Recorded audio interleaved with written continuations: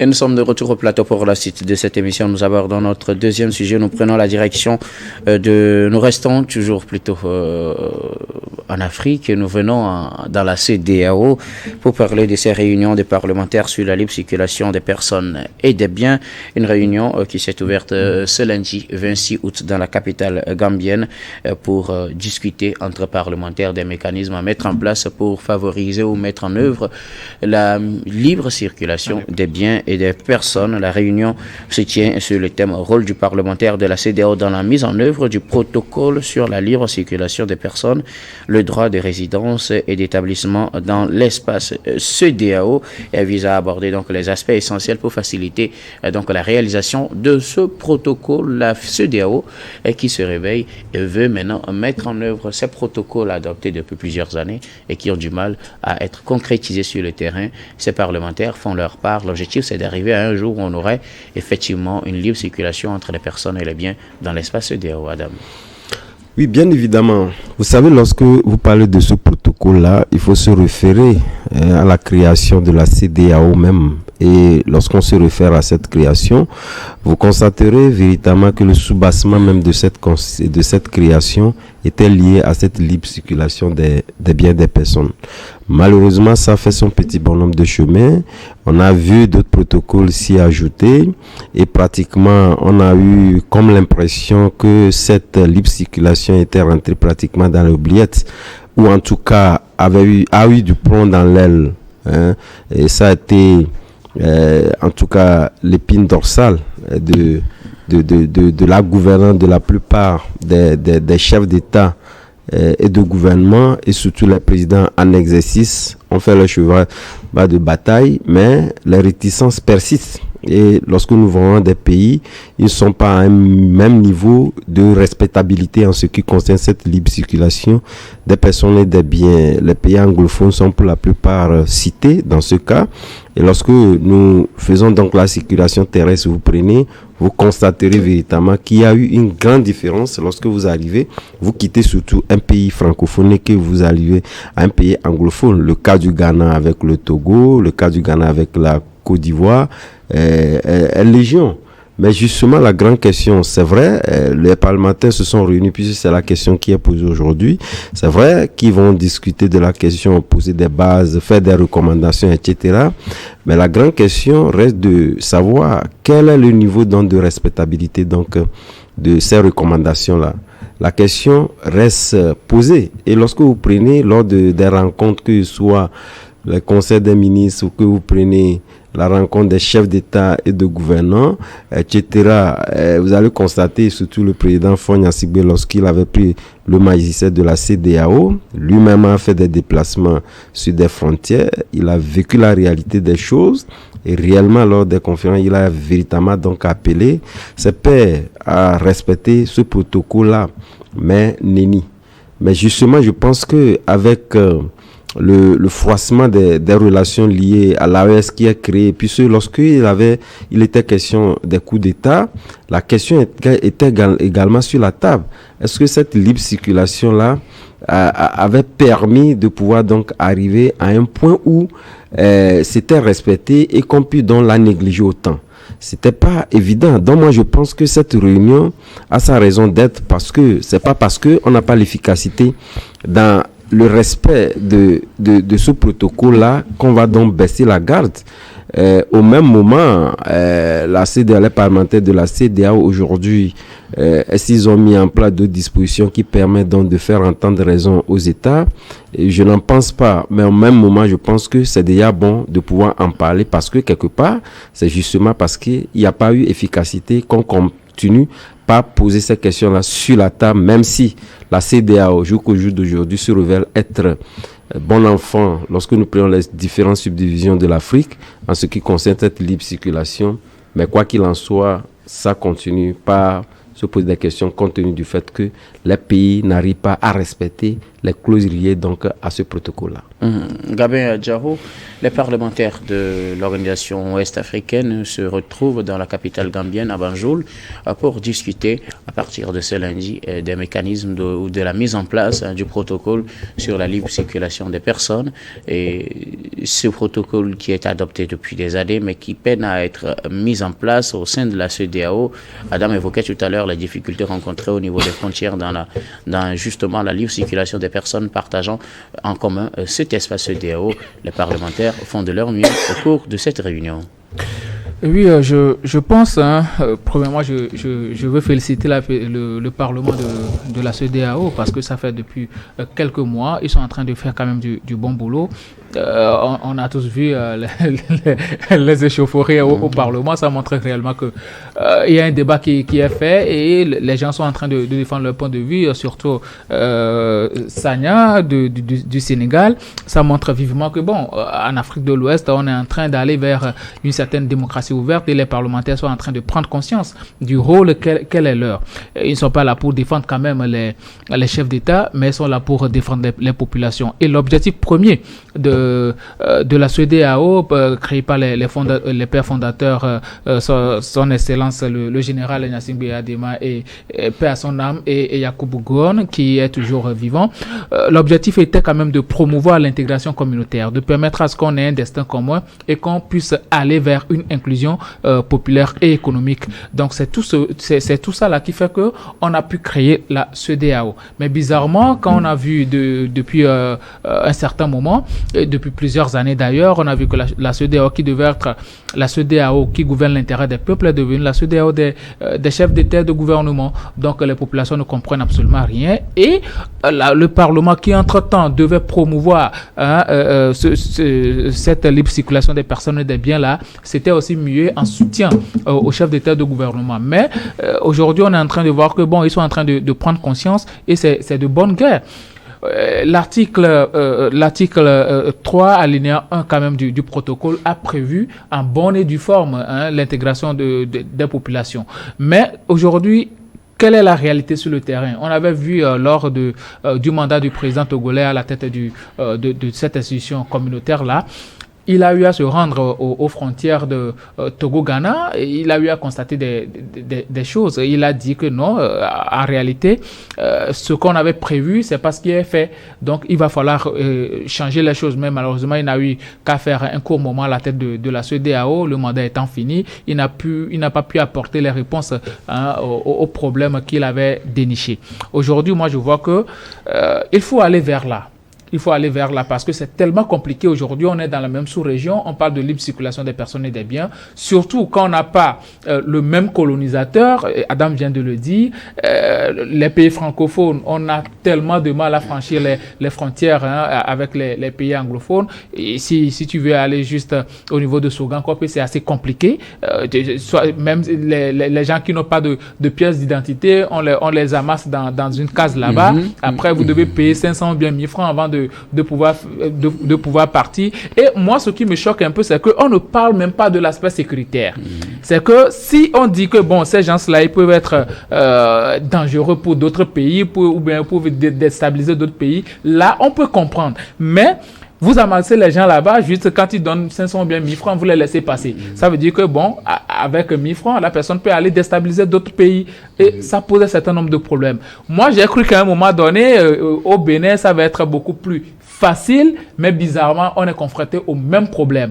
Tu paies à la frontière Togo et à l'entrée du Bénin, et tu paies quand tu vas rentrer aussi pour des gens qui n'ont pas de papiers. Maintenant, ils font tout pour pouvoir inventer aussi des papiers.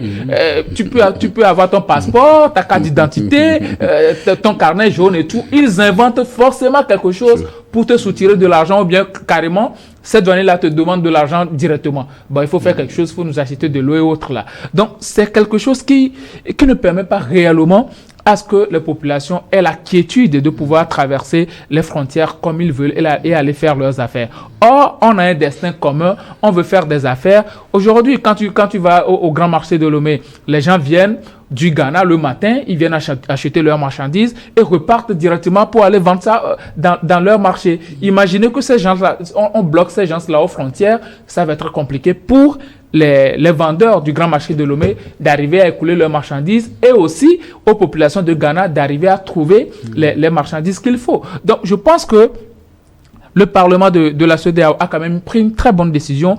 Mais le plus important est de ne pas seulement parler de ces problèmes-là, d'arriver à trouver des solutions. Et qui sont chargés d'appliquer ces solutions-là, ce sont les chefs d'État et de gouvernement. Donc, les chefs d'État et de gouvernement doivent prêter oreille attentive à ce que les parlementaires de la CEDEAO vont dire et vont faire comme plaidoyer. Je pense que c'est juste comme ça qu'on peut arriver quand même à une certaine concorde dans l'espace sous-régional qu'est la CEDEAO aujourd'hui. Alors, Adam, est-ce qu'aujourd'hui, quand Gabin évoquait une situation tout à l'heure, les difficultés qu'on rencontre au niveau des frontières, vous le disiez aussi, vous preniez pour vous l'exemple entre les pays francophones et les pays anglophones qui partagent une frontière en commun, mais les parlementaires de la CEDEAO, on le sait, ils vont travailler sur des projets, des tests, mais est-ce que dans la réalité, le problème se situe au niveau des tests? N'est-ce pas plutôt des agents véreux qui se retrouvent au niveau des frontières, qui inventent des systèmes pour pouvoir soutirer de l'argent aux pauvres populations? Est-ce que le problème se pose au niveau des tests? Le problème se pose autant au niveau des tests qu'au niveau des pays. La question n'est pas une question d'argent. Vous savez, lorsque vous prenez le cas béninois avec le Togo avant l'arrivée de Patrice Talon, c'était pas autant différent. Vous aurez dû constater que, après, même si au niveau des frontières, vous avez le frontière matériel, vous avez vos cartes d'identité ou vos passeports, la difficulté ne se pose pas. Mais lorsque vous transportez des marchandises pendant que vous voulez traverser le Bénin, à l'époque, c'était très difficile.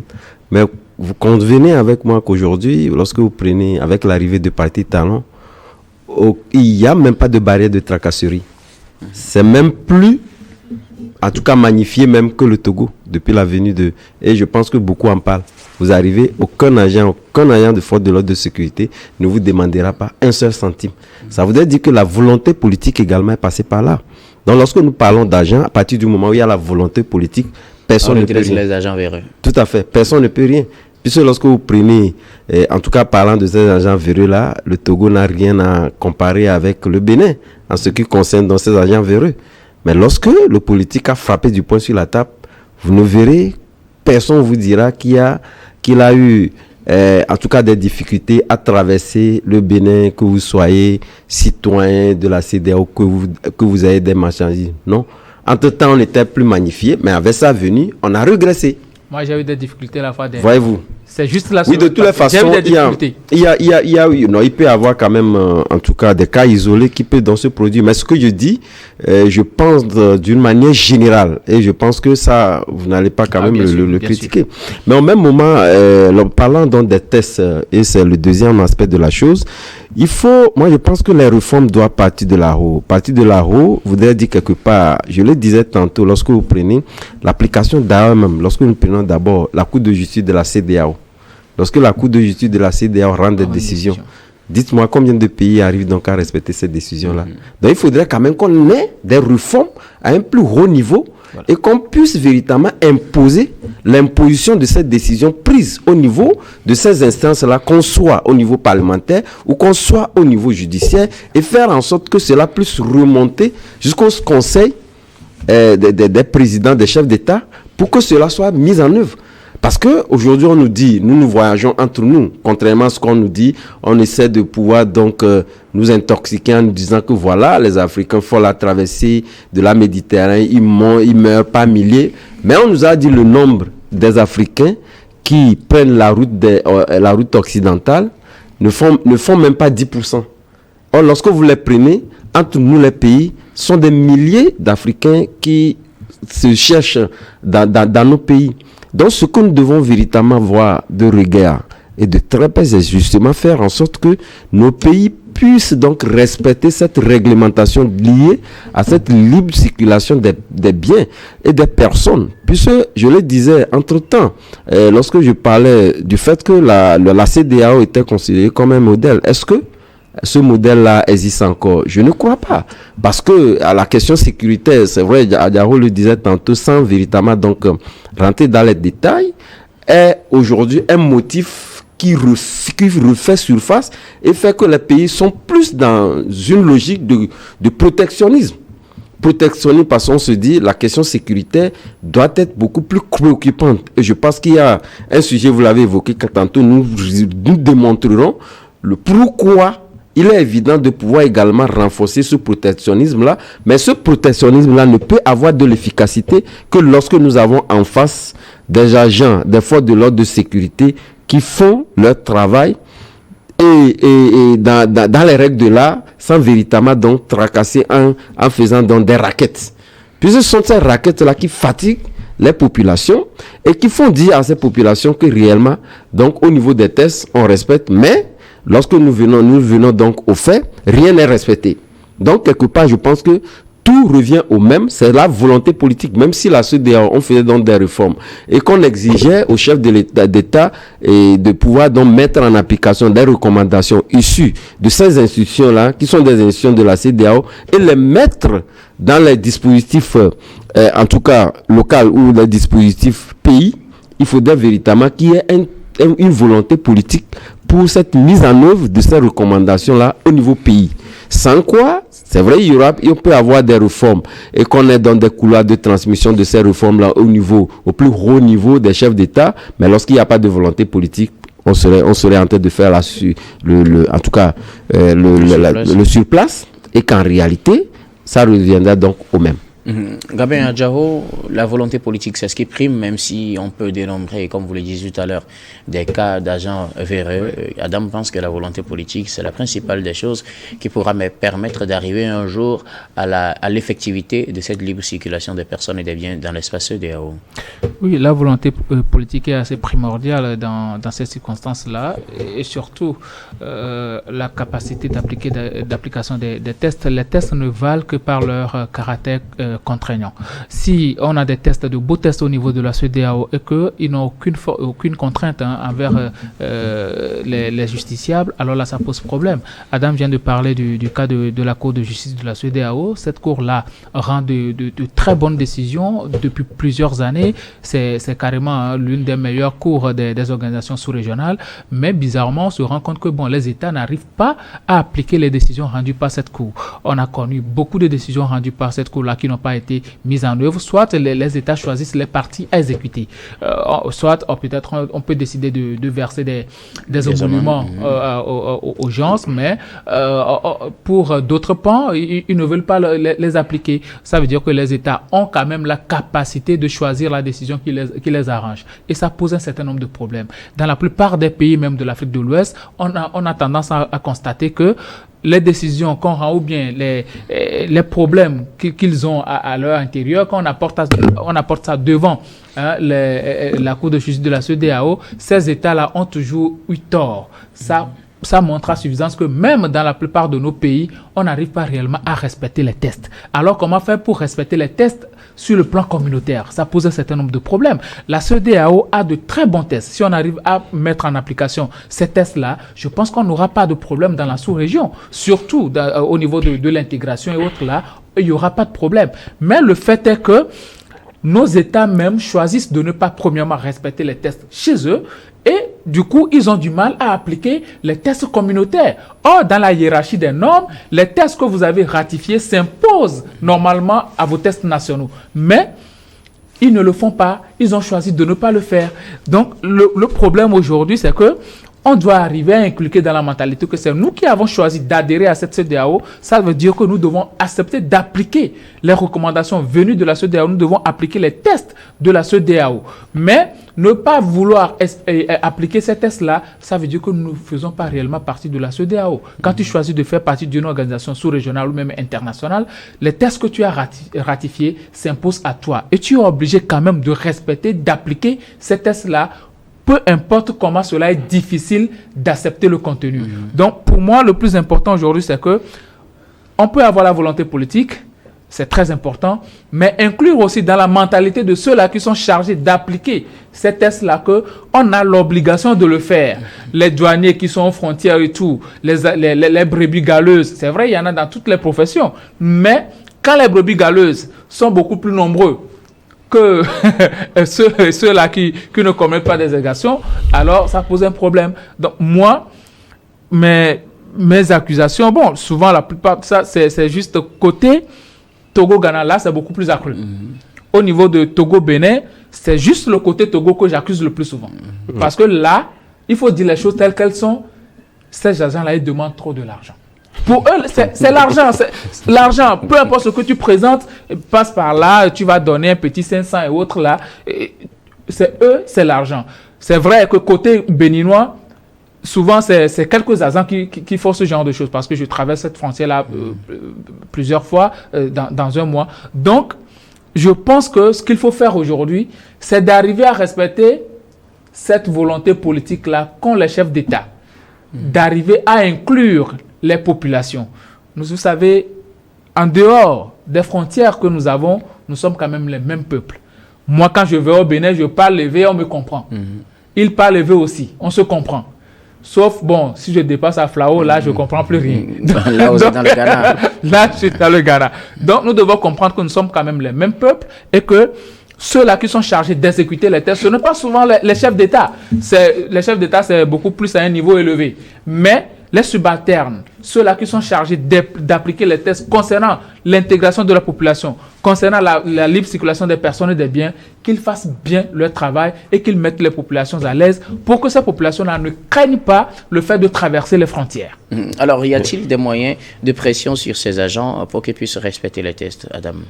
Oui, je pense que ce que nous venons de dire évoque la question de l'anticorruption ou de la corruption, qui est une question, lorsque vous prenez pratiquement, tous les États aujourd'hui orientent leur politique vers la corruption, qui demeure même le mal de tous nos pays, puisque c'est évalué à de plusieurs milliards de francs CFA. Dans d'autres pays, même, on a tendance à dire qu'il y a des individus qui sont même plus riches que l'État.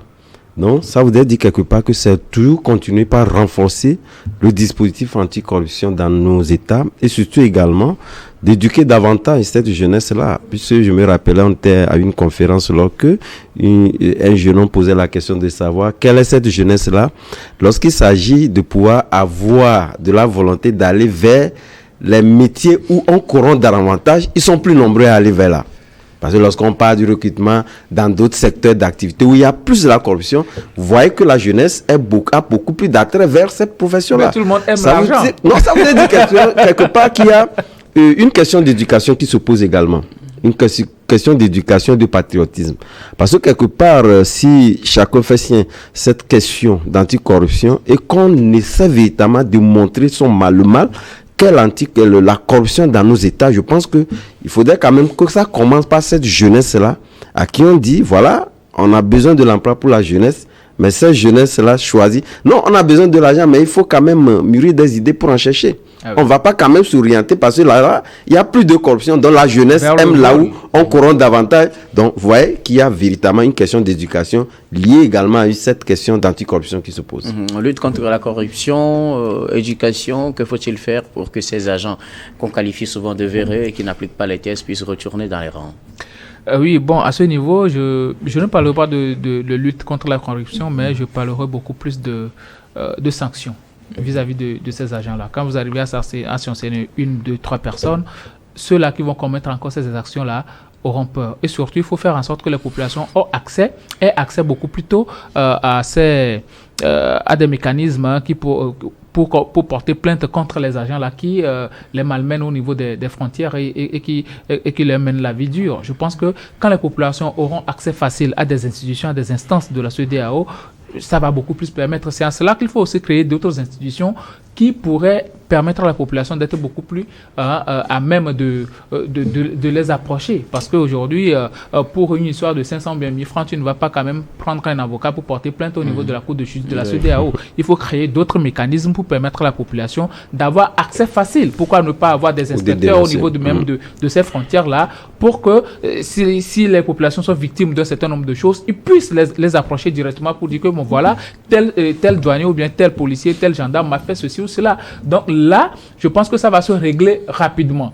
Donc, je pense que la meilleure des choses à faire, c'est de arriver à créer ce genre de système pour permettre à la population de rapidement porter plainte et aussi qu'on arrive à sanctionner ces gens-là. Parce que, je l'ai déjà dit beaucoup plus tôt, les lois ou bien les tests ne valent que par leur capacité contraignante. Sinon, en dehors de ça, il n'y a pas de test. On a de très bons tests, mais on n'arrive pas à les appliquer parce qu'il n'y a rien qui contraint ces gens-là à pouvoir les respecter. Ils se disent, bon, c'est moi le chef ici, si tu ne paies pas, tu ne passes pas.